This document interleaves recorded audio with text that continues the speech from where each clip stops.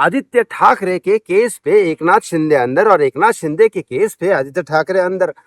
बहुत ही झमेला वाला है ये केस। सिर्फ ये न्यूज सिर्फ महाराष्ट्र के लोगों के लिए इंपॉर्टेंट नहीं है, ये सिर्फ दिशा सालियान और सुशांत सिंह राजपूत के लिए लोगों के लिए इंपॉर्टेंट नहीं है, पूरी इंडिया के लिए इंपॉर्टेंट है कि समझ में आना चाहिए कि कैसे कैसे नेता हमने पाल रखे हैं।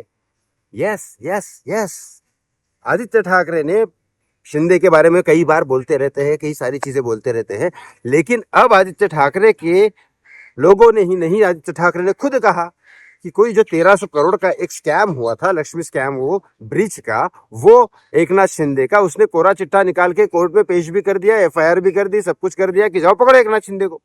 अब ये बोल बच्चन वाली बात नहीं रही, अब केस तक बात पहुंच गई। एफआईआर हो गया क्योंकि आदित्य ठाकरे कर रहे, कोई सड़क का शराबी नहीं कर रहा है कि सीएम डिप्टी सीएम के ऊपर केस करे और वो रजिस्टर्ड ना हो।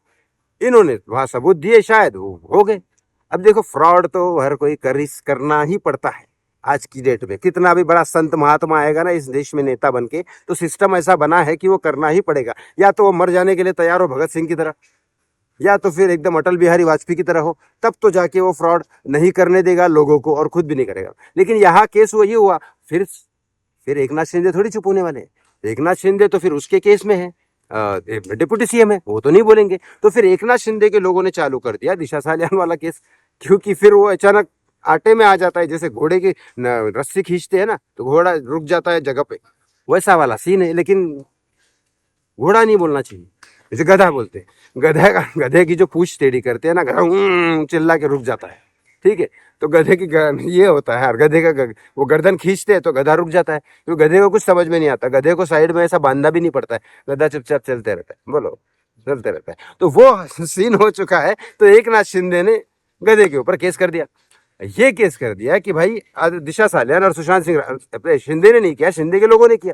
दिशा सालियान और सुशांत के केस में हम एफआईआर करने जा रहे हैं, ये कहा है, हमारे पास सबूत है। अब बताओ, अब भाई साहब इनको सबूत, ये एफआईआर करने के पहले आदित्य ठाकरे जाते हैं और एफआईआर वापस ले लेते।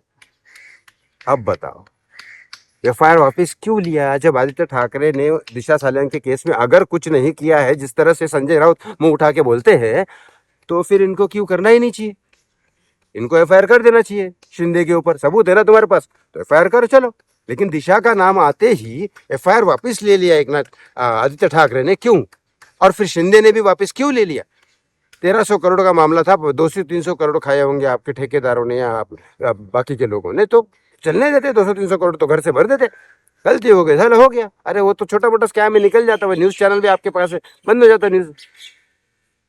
ये तो अंदर जाते दिशा सालियान सुशांत सिंह राजपूत को इंसाफ तो मिलता, लेकिन नहीं। मुझे नेताओं के ऊपर भरोसा नहीं है, वो किसी भी इसका हो, किसी भी इसका हो, कुछ भी हो। लेकिन बस एक चीज है कि महाराष्ट्र में एकनाथ शिंदे और देवेंद्र फडणवीस से अच्छा नेता ही नहीं है। ये भी कोई साधु संत नहीं है, ये भी अच्छे नहीं है, लेकिन इससे अच्छा ऑप्शन ही नहीं है, तो करे क्या? ये है। लेकिन दिशा सालियान सुशांत सिंह राजपूत को अगर इंसाफ नहीं मिल रहा, तो इसके पीछे सारे के सारे नेता जिम्मेदार है। आपको क्या लगता है इस बारे में?